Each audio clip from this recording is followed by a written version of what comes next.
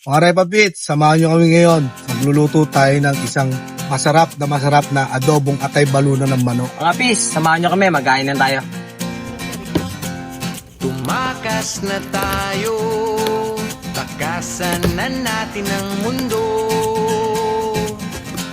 Magtago papalayo sa mas tahimik at payapang mundo.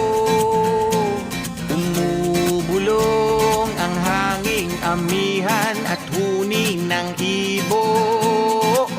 Salang na natin ang kawali. Pagka naramdaman yung mainit na yung kawali, pwede na natin lagyan ng mantika. Igisa na tayo na luya muna.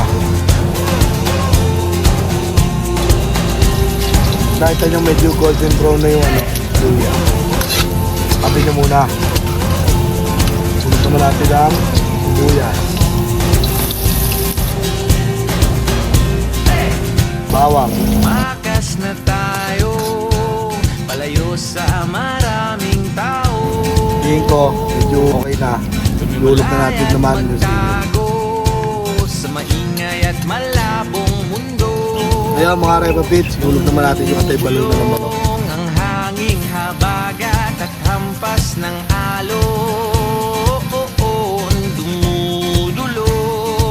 dumudulog at niyaya. Kaya lang natin na isa ng konti para lumasa yung aromatics natin sa atay balunan.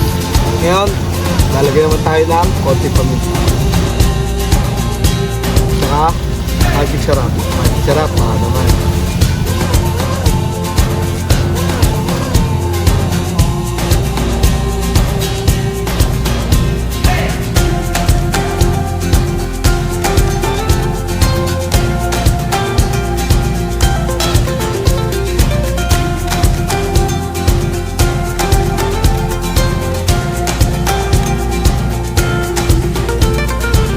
Nananabig ang puso kong masilayan ng takip silim. Nauuhaw ang kaluluwa, Panghimagas natin. makita ang bukang liwayway.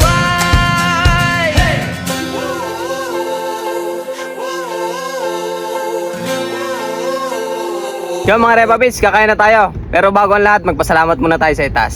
Yon, Panginoon, salamat to sa biyayang to. Lalong-lalo na sa pagkain na nasa harap namin ngayon. Tara ho, kumain muna tayo. Yan, kain. Ito, ito masarap dyan oh. Puso. Puso ng manok. Sarap.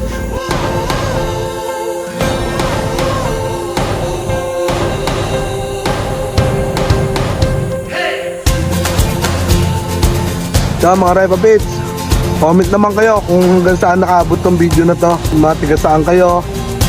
Ganito rin ba kayo magluto ng adobong atay balunan ng manok?